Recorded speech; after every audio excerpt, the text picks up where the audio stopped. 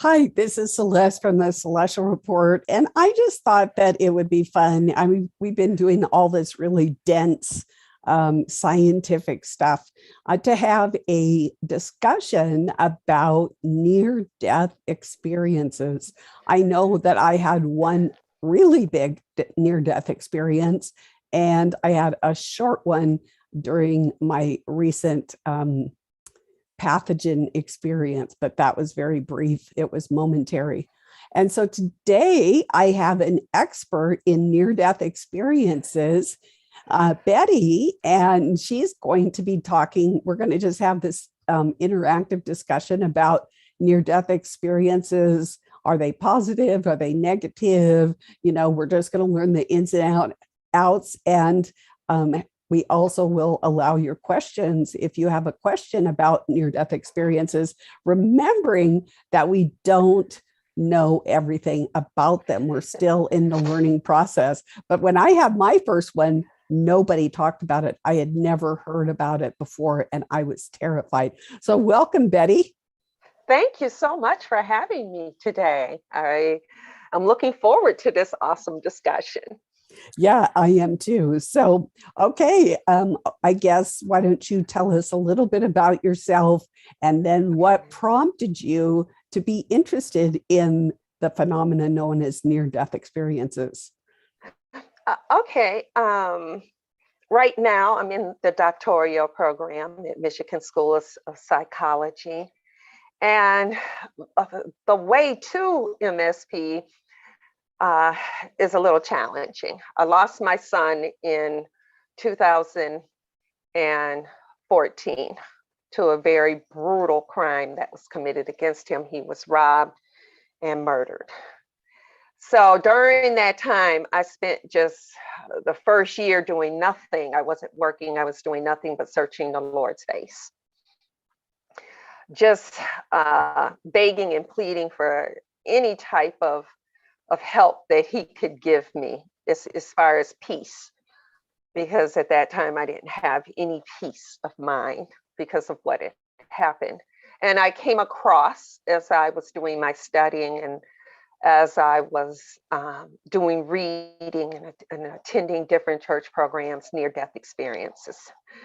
And I read a book about a doctor who got caught underwater for a half an hour. And of course, we know that the brain cannot exist without oxygen for a half an hour. And she had this amazing experience. And that's what started it. From that point forward, I have done a lot of research, and I am currently working on my dissertation in that area of near-death experiences. So that's kind of how I got involved in it. Mm-hmm. Yeah, I understand, because when my husband was killed, I had never studied the afterlife, really. I mean, I believed in heaven, but that's where I left it. And I didn't have any questions. And of course, my parents, my dad had died and my grandparents had died, but I didn't have that. They were in a different state. People took, care of all the technical difficulties with death, if you will, paperwork and such. But I really didn't it wasn't until David's death. And then all of a sudden the afterlife, okay, I've got questions now, Lord. So I basically did the same thing that you did, and just started asking all these questions. So tell us what a near-death experience is. And are they good? Are they bad? How long do they last? That's an amazing question. Yes. I mean, that's a mouthful right there. Are they good? Are they bad? Tell me about it. Okay. So near-death experiences, from the scientific viewpoint, happen when a person stops breathing, when their vitals cease to exist, and they're supposed to have no consciousness. But somehow they have this amazing consciousness outside of themselves. Many report seeing themselves. They can report the whole recitation process where they're supposed to be incapacitated. They're not supposed to be able to remember anything.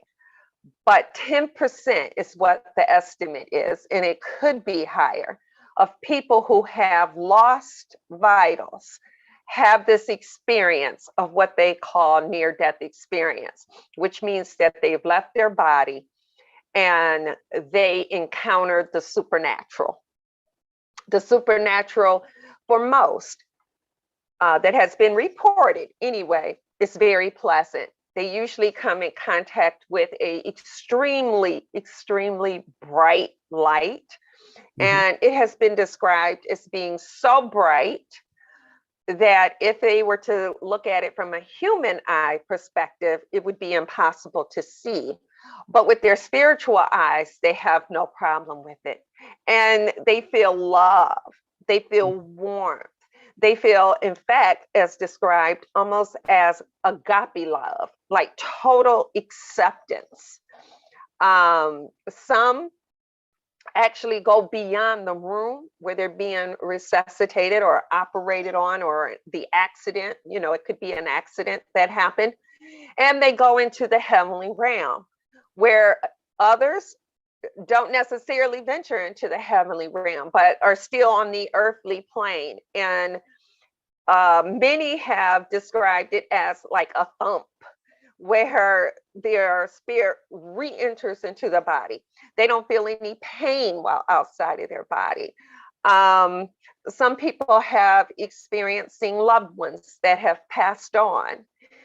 And have been told, I'm sorry, it's not your time yet. Some people have encountered actually seeing Christ. And Christ himself has said, it's not your time, you may go back. And some have had a terrifying experience where they feel like they're in a void, just in an endless void. And they feel like they've been there for all eternity, even though they just got there. Some have seen hellish landscapes, have heard voices yelling at them that Christianity is not real, it's a lie. So we know where that comes from, right? People have been told that have negative experiences that their whole life was a lie. Nothing about it was real. The earthly realm isn't real. They aren't real. Their kids aren't real. Nothing's real. So it depends on the individual. The ones that have a positive experience usually have a life-changing event. In other words, they come back with no fear of death at all, zero fear of death. They're less materialistic. They don't care about the things of the world as much as they did before. They're more loving. They're more caring. They have better attributes about themselves. They see life differently. And some of them even have an electromagnetic field that interferes with light and watches and electronic equipment. So in your exploration of near-death experiences, when the person is having the experience, do they have, has it been reported that it's fearful? I mean, in the positive ones, we're not obviously with the negative ones, it would be fearful, but in the positive ones, do you feel, has it been reported that people, one of the descriptors is fear? Maybe at first, but then when they feel, if it's positive, they feel this light of Christ. And it seems like it just sucks away all the fear. And they just feel peace. Total 100% peace. And what's amazing is that some people have recognized this light as being the light of Christ. His chosen people know, because this is my people shall know my voice, right? Well, we shall also know we shall also know his markers, his descriptors, how he shows himself. But there are others who are not familiar with Christ that have had this amazing experience. And I believe, this is just my personal belief, that at that point, he's leaving it up to them to figure out what it is that they experience and who it is, and to find him. So I think that's a gift. Either way, it's a gift, because even if it's a negative experience, you now have a second chance. If you're back, right, you can now find Christ. You can now rededicate yourself, or dedicate yourself. You can change your ways. So that's a gift. And if you've experienced the other side and it's positive, that's an amazing gift as well. And the reason why it's an amazing gift is because now you have experienced Christ like no other, like the majority of us have not had that ability. You have seen part of glory, and you can come back and have even more of an effect on other people's lives with so much more zest and zeal than you've ever had before. I say amen to that one. That was what I experienced myself. So on average, and I don't know if this is even measurable, but since you're studying this, how long is this experience typically? Is this like a seconds, or is this hours? That's a good question. Well, from what I've read, time ceases with people.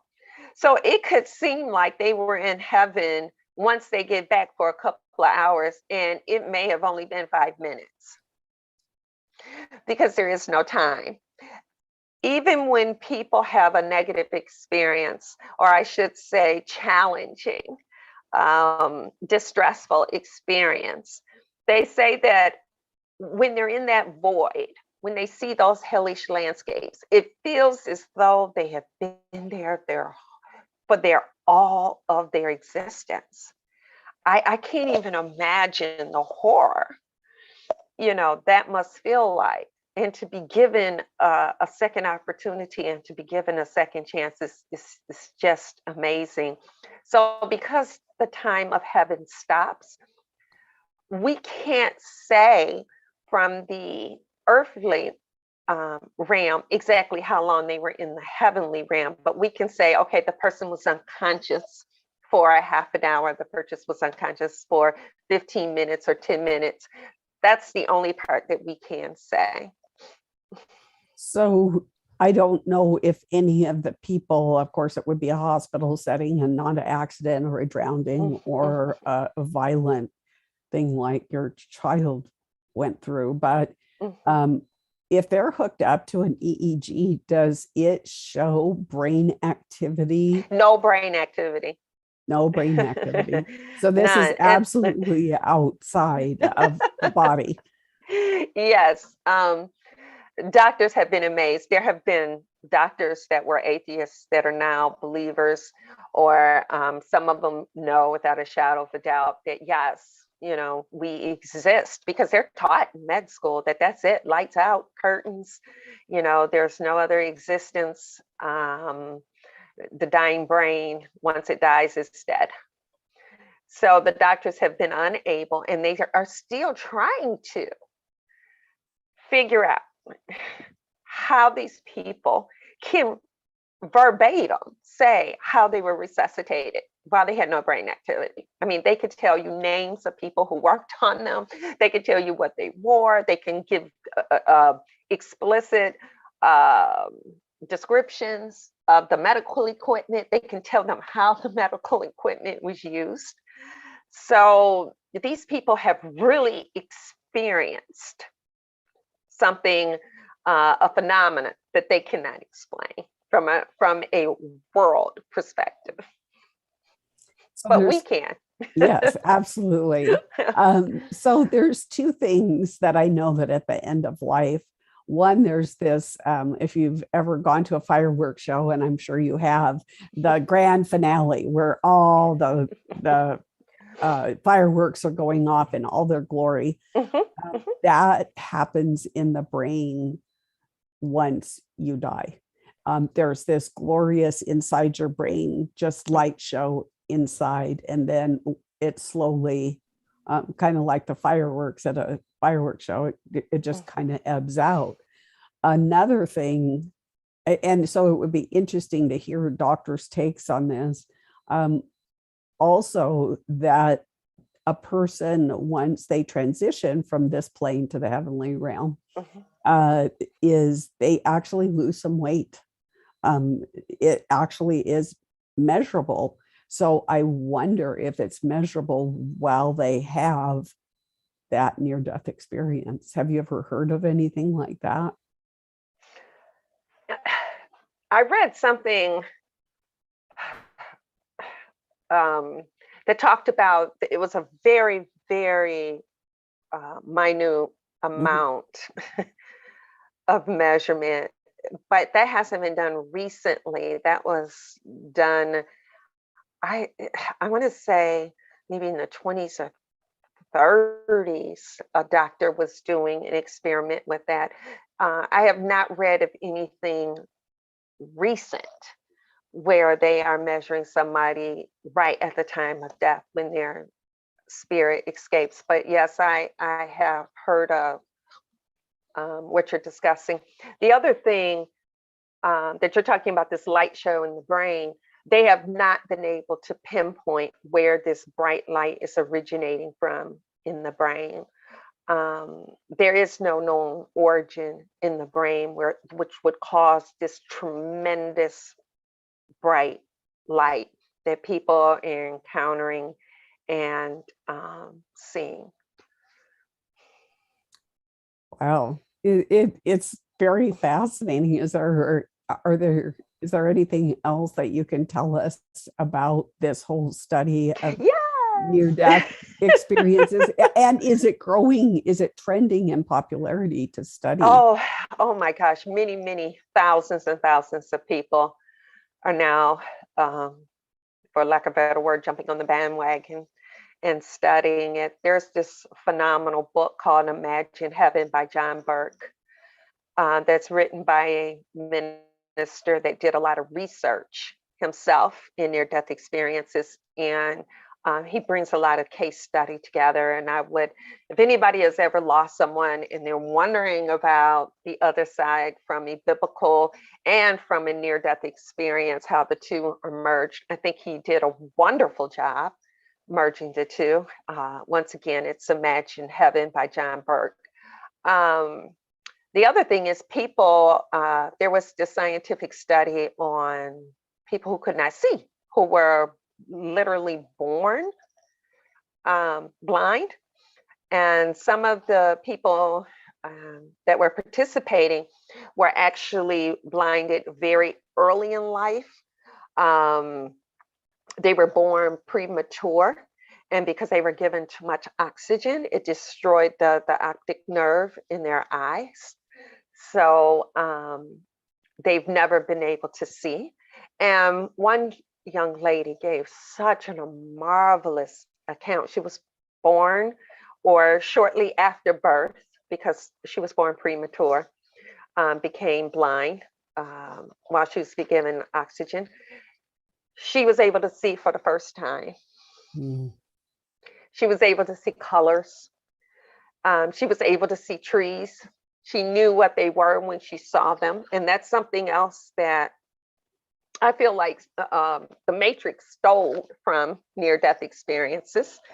I don't know if anybody has seen the movie, but they actually get plugged in. And when they're plugged in, they get a download, an instant download of whatever they need to know how to do. That's something like what happens to some people when they have a near-death experience. They get this instant download of knowledge that they don't know how they acquired, but they just instantly know. I mean, when they're outside of their body, another gift from Christ. And so she was given this instant download of knowledge. And she was told that she had to return. And her description was just so beautifully done about what she saw and what she experienced. And it gave her something to look forward to when she actually crosses over. So even people that are blind who know Christ or who are close to Christ's heart have this wonderful experience where they can actually see for the first time in their life. So your son was killed violently. So when you started seeking answers, did the Lord Jesus and the Holy Spirit give you peace? Do you think that? Yes, it started, the peace started to come slower and slower. The first thing that happened was a miracle because I was in the car. My car didn't have any Bluetooth technology in it whatsoever. And it was an older car at that time. And my phone turned itself on. It turned its ringer. I thought it was a ringtone, and I thought, I don't remember this ringtone. We had a caravan of people. We were searching for him because he was actually missing. And my niece was driving the car at the time. And I picked up the phone and thinking I did not recall this ringtone. The phone had turned itself on, turned on Pandora, picked the Kirk Franklin gospel station and played I've Gone Home. Mm. It was a beautiful song that talked about no more crying, no more pain, because he suffered from kidney stones often. He had just had a kidney stone surgery the previous year. And so I knew then that song, because it said, I've gone home, and the gospel song was talking about heaven. So I knew then God right then and there had told me, I got your son. The second song was, my life is in your hands. So he was talking about my life is now in his hands. And the third song was, we must praise.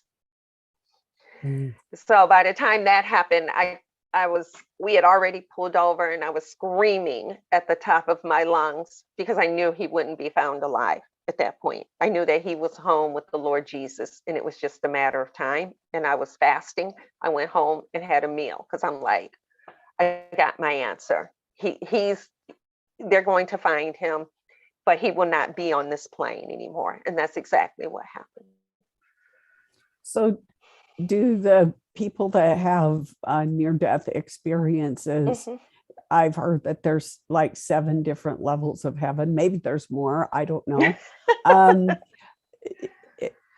Do they describe like different levels of heaven, that maybe one goes to this level and one goes to that? And but also, okay, go ahead. No, go ahead. Okay, so the majority of the people talk about a border of no return, where if they were to go past a certain point, they would not be able to return. And I like your description about 7 levels of heaven, because just from all my research, there are parts of heaven that people that have the near-death experiences are allowed to go to, but there are certain parts, I believe, that no, until you are here permanently, this is an area that you are precluded from. Now, does that mean everybody? Because there are saints, there are people, there are prophets who have said that they have gone and visited heaven, and even in the throne room of heaven or the library of heaven. So it's so vast there's so much to it, way beyond our knowledge and our comprehension, that we can't possibly put God in a box. That's what I've learned. We just can't. Every time we try, we get blown away, because heaven is so vast, so beyond our comprehension, so many levels to it, that it would be impossible for me to sit here and try to talk about that in an earthly term. So do people, you mentioned the point of no return. Do people talk about this crevasse or this gulf in between life and death? Does anybody describe that in any way? Okay, I'm not sure I understood the question. Well, what you said is people know that there's a point of no return. For me, I could see this gulf between heaven, between life and heaven. So do many people describe that place, that point? Thanks for bringing that up. I've had people describe where they actually seen the gates of heaven, where they knew they were not going to be allowed to go through the gate of heaven. Others have seen a gulf, like yourself. Others were not even allowed in the heavenly realm, but we're here on the earthly plane, and we're able to see others who have passed on in this earthly plane, which gives me another question, in my mind. The ones that had a negative experience or distressing experience talk about that a hand reached down and pulled them up. A bright light shone in and pulled them up, which we know that's Christ. So again, I don't want to say it's only one way, because God is so great and infinite and so majestic that we keep wanting to put him in this box, and we can't. Yeah, we can't. We can't put him in this box. So whereas you saw a gulf, somebody else, saw the gates, and both of you had a near-death experience, and both of you saw what you saw, which lets me know how vast and how complicated and how we can't put into words heaven, except for what we have read in the Bible about heaven and what people have experienced.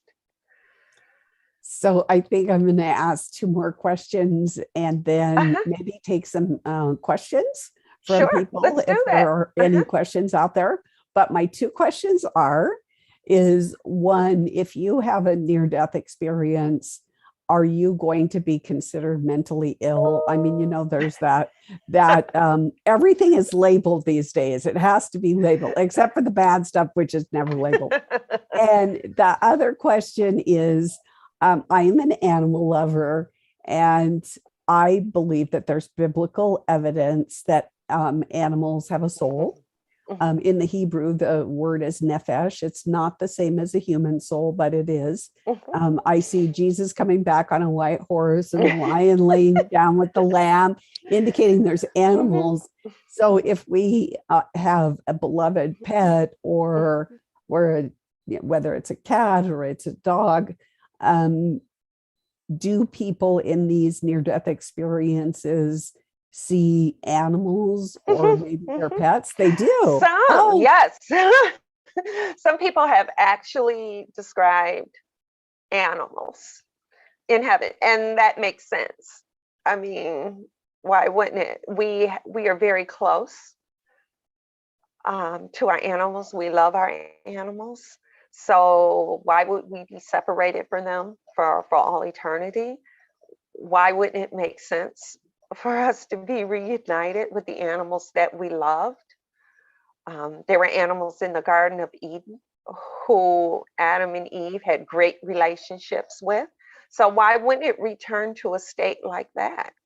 I just, and people have said without a shadow of a doubt. And the amazing thing about it is they're able to communicate with these animals through Oh, telepathy.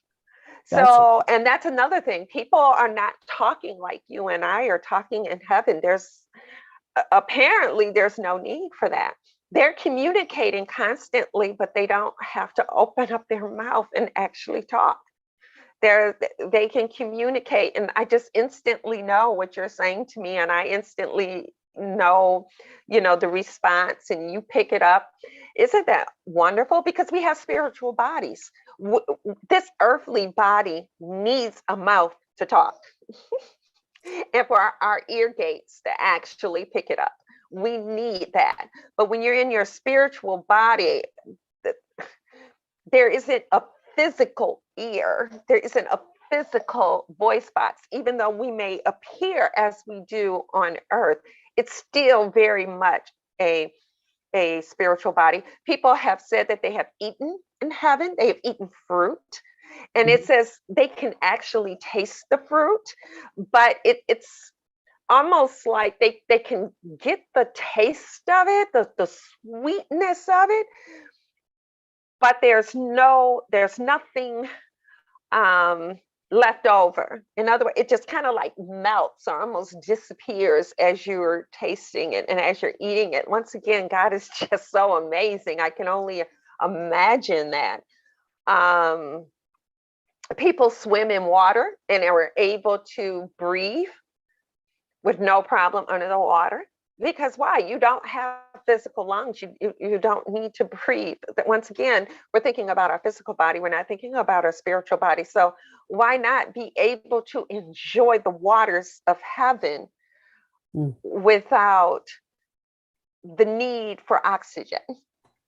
Is swim with the animals, swim with the dolphins or the whales or the prehistoric animals that we've never seen before because they're no longer with us.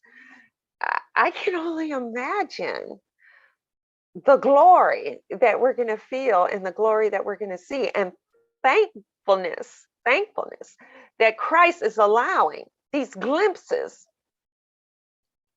of heaven. That is, there is one recorded passage in scripture, which is Lazarus and the rich man. And yes, that was not a pleasant experience. But it did indicate to us that this was possible, although Lazarus did go beyond the point of no return. And so there was nobody to go and warn his brothers. So we do know this phenomenon exists. And so what about if I say I have a near-death experience? Are people going to think I'm a loon? Or if I tell my doctor that I had this near-death experience, is he going to say, okay, put her in the crazy category? It used to be very much so that people were fearful because they were literally told by their physicians many years ago that they were hallucinating. Oh, it's just a hallucination. Don't worry about it. And that was a shame because they robbed them of this very rich experience. And if it was a distressing experience, they were robbed of the ability to process and to find help and to discover what it means to them and what changes maybe that they would want to make. So you're absolutely right. Many years ago, it was just dismissed. But because of a book called Life After Life by a doctor, Raymond Moody Jr., and it was a New York Times bestseller. I think it was in the 70s. I have the book in front of me. He was the first, 1975. He wrote it. I'll see if I can show you a picture of it. Oh, you can't see it, but it's called Life After Life, Raymond Moody. He wrote about these encounters that he was encountering with his patients and with other professionals. And he thought, these people have very similar experiences and they don't even know each other. So he was the first to actually do a scientific study behind it. And he was the first that brought it to the medical community, even though it's been going on for thousands of years. He was the first to actually, as a medical professional, to say, hey, we need to look at this. You know, we need to examine it. And this is a phenomenon that needs to be studied. And now people are getting more and more educated on near-death experiences. More professionals are listening and more professionals are learning that there is something to this, especially the people in the hospice industry. They've been knowing about this for a very, very long time, because people in hospice are in and out sometimes, and they get these experiences and come back. They've even shared with their hospice people that, you know, oh, I saw Aunt Lucy or I saw Cousin Rick.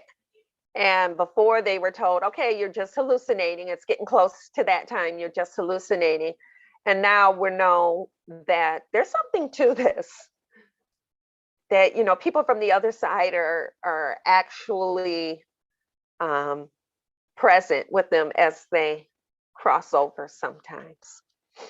That's what I asked the good Lord is, I wasn't really close with family members so much, but I asked if David would be there. And, you know, I just asked if the Lord does that, he does it. If he doesn't, it's fine with me. But, you know, it will be what it is. And I think just like each one of us is unique, our experience of transition will be unique to us. Both what we leave behind and then moving forward into eternity, which I love to think about. I just absolutely love it. Oh, it's going to be amazing. Let's see if John has any questions for us. Okay, let's do it. Hi, Celeste. Yes, we do have questions, actually. Let me start with the first one. So the first questioner asks, of the people who have negative near-death experiences, do they consider themselves as having led a bad life, or have they done evil deeds? In other words, what about people who feel they have led a moral life? Do they ever have negative near-death experiences? Yes, there are people who felt like they have lived moral lives and had a distressing near-death experience. Absolutely. I'm going to be studying more of that. Okay, well, it's part of my just to say, it's part of my dissertation. But I can say this: it doesn't matter what walk of life, what nationality, what age, what part of the world you're from. People are having near-death experiences. The Tibet D-logs are the only ones that I've come across so far who expect a distressing near-death experience. And it's amazing that culture feels almost that celebrated, to see the depths and the pits of hell. And so it depends on the culture and the person. And that's why we need to be there as therapists. So if they should have a distressing near-death experience, they can come into a safe place in therapy and work it out.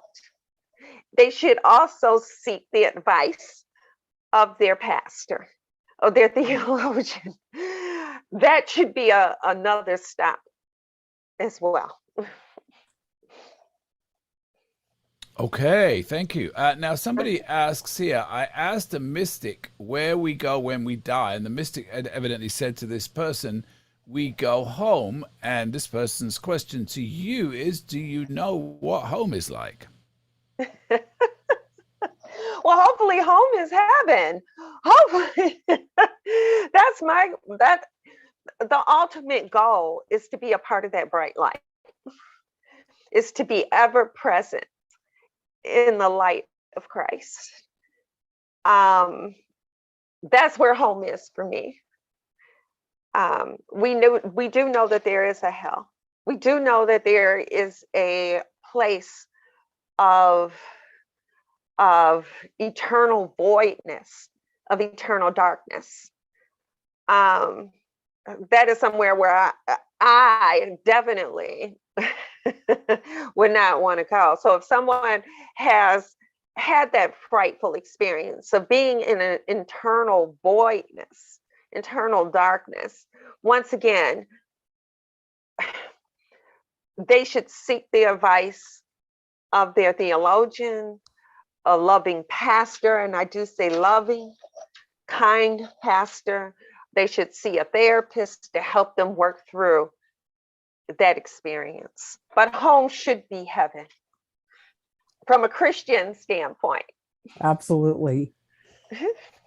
Amen to that. Well, Celeste, this next question is for you. Somebody writes, could Celeste tell us about her near-death experience? Oh, Sure. So basically, I was a young mother. My children were like 2 and 3, and we were going on a camping trip to Yosemite. It was Friday afternoon. We got there maybe about 3 o'clock in the afternoon, and I just felt really weary. And so I asked my husband if he would take the kids for a walk to the river.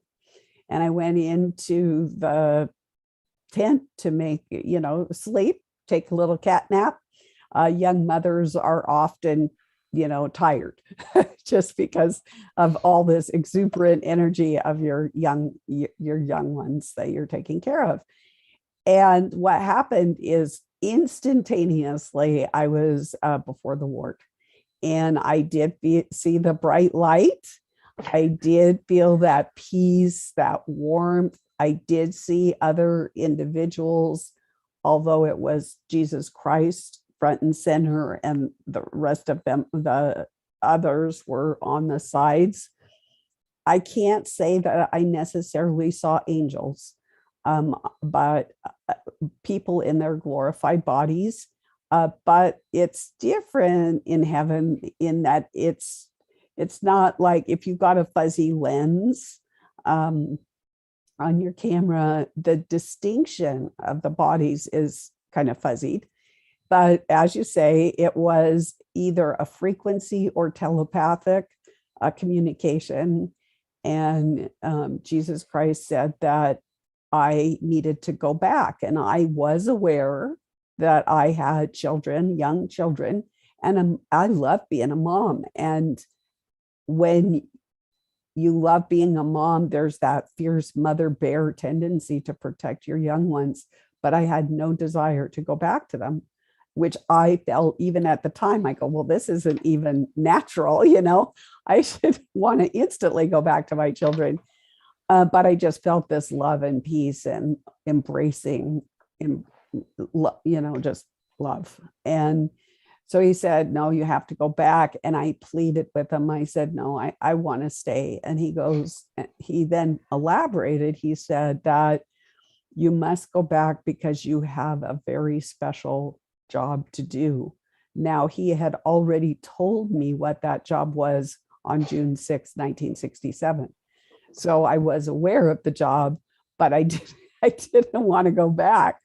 And so once he said, no, you must go back. And I pleaded with him a third time, and he said, no, you have this job to do. You must do it. And at that point, I remember the dark tunnel that took a long time to go through. During that free fall back into this plane, I could feel my breathing starting, and I could feel the blood starting to circulate in my body. I had no idea. I was a healthy young mom. I have no idea what happened. I didn't know of any medical condition, but obviously I had stopped breathing and my blood had stopped circulating. And I don't know how long that was either, because I was not in a medical situation. And then I was terrified because I had never heard anybody talk about this. This was the early 70s. I mean, not my elders, not my grandparents, nobody. I'd never heard anybody. And I knew I had had a holy experience with Jesus Christ, and I was terrified, much like some of the biblical people describe it in the Bible. When they met God, they were terrified, not in a bad way, but in a good way of holiness. And so I said, we got to get out of here because it was a holy place. It was a holy experience. And I didn't know, is God going to like come and snatch me back? I didn't know what was, I had all these thoughts going through my head. And so we did pack up the tent and we left as fast as we could, just threw the stuff in the car. And I didn't speak to a soul about it because I thought they're going to think I'm crazy. And then I read Helen Kubler-Ross's book, Life After Death. And she was the first person. And I go, what? There's other people? And they all had similar, each one was unique, but they had similar things. And then I felt free to actually talk to other people about it. Of course, this was, decades ago. So that was my experience. My second experience was recently with COVID, and it was the first week, and I was pretty sick. And I felt my spirit lifting up out of my body 2 to 4 inches. But that's as far as it got. I saw it from out of my body, but I saw my spirit lifting, but then it settled right back down into my body. And yes, my job is still not over. So it wasn't my time to go. So those are my 2 experiences. Those are amazing experiences. Amazing that you can cherish. And I'm glad you brought up that people thought that, you were going to be crazy. There's a orthopedic surgeon. Her name is Mary Neal, and she wrote a book, and she said the same thing. And she was an orthopedic surgeon, and she's the one that got caught up underwater during a kayaking accident for a half an hour. And she has an amazing story too about how the peace of God just came over her while she was underwater, and just she could feel her spirit just lift out of her body and the peace that she felt. So if somebody wanted to read her book too, you can. It's Mary Neal is the author. Okay. I've got about, maybe we've got time for 1 or 2 more questions. I've got another interview in 5 minutes. Okay. Unfortunately, it's just the way today has rolled. No worries. But we might have to have you back again. Okay. If I get tons of questions, I'd love to have you back and further explore the topic. Okay. The last question then really would, there's several questions here, but the questions seem to relate to heaven. What do you know about heaven? What is heaven like? I think those are questions that there's several questions in that vein here. One person writes, what do you think that most people do most of the time with their self in heaven? Another question about do you think we know each other in heaven? What about those who we may have loved who may not be there? And a question about the colors of energy. So those are just some of the questions that I've got here. If you want to sort of sum those questions into one answer, that'd be great. Okay, so let's see, where do we start with that one? What is heaven like? I think I think the song, I Can Only Imagine, is probably the best descriptor. People that have been there, and Celeste, you may want to talk about that as well. So the song of the Lamb and the colors. I forgot to mention the colors and the song. So, yeah. Yeah, people have seen colors that they said that they have never seen with their earthly eyes because our eyes are just not built for it. They have seen angels in heaven. Yes, we do know each other without a shadow of a doubt in heaven. You'll know who your mother, your father, your children, your aunts and uncles. You'll probably even know your greats and your great greats. Like I said, people have talked about just instant download. They said everything has life in heaven. There's nothing dead in heaven. Even the lawn, the grass has life, and it's hard for them to explain. The trees have life, the fruit has life, the animal, everything is living. So there isn't anything like here on earth we would consider a tree to have it's just roots in a reaction to a chemical reaction that causes it to grow. But in heaven, a tree actually has life. And you just know the tree has life. It bears fruit for you. There is no trash in heaven. Yes, there are assignments in heaven. What those assignments are, I could not tell you, but we would enjoy our assignments because it's nothing but peace and love and kindness. So you don't have to worry about just sitting there listening to an angel playing harp for all of eternity. There is actual assignments that you will get to do, that you will get to enjoy, that you'll get to embark on. There's praising, lots of singing. That's something else that when people talk about is the songs that they hear in heaven. And some of those songs have even been heard here on earth because they originate in heaven first and then given to us here on earth.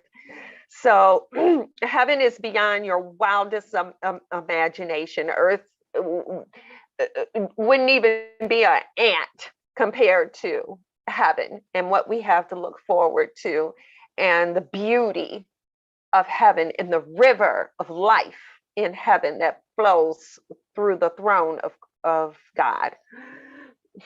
So one thing I think is important to mention is that, okay, what about sin? What about our sinful self? And I heard it explained this way, and it really made sense to me. Is it the way that it works? I'm not sure. That as we transition the sinful parts, the anguish, the torment, the sadness, the crying, other than joyful crying, is not transitioned with us. So when we're up in heaven, we don't have the torment or tears or anguish. So let's say we had somebody that didn't come to heaven. That person, it's kind of, that person doesn't come to mind. Or let's say we hurt somebody in a terrible way.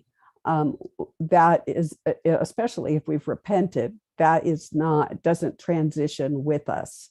That it is, we don't recall it, it's over, and it's not a part of the heavenly realm at all. So don't be fearful that, because we've all sinned, and the Lord knows that. He gave us that free will decision to make, and we blow it. And whether we do it physically or whether we think it, I think bad thoughts about somebody or whatever, that doesn't come with us.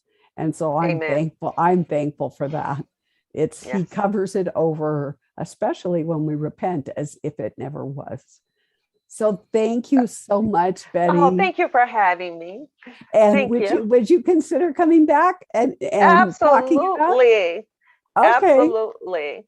Okay, thank you so much, and God bless. God bless you, and have a blessed day. Thank you. Bye-bye. Bye.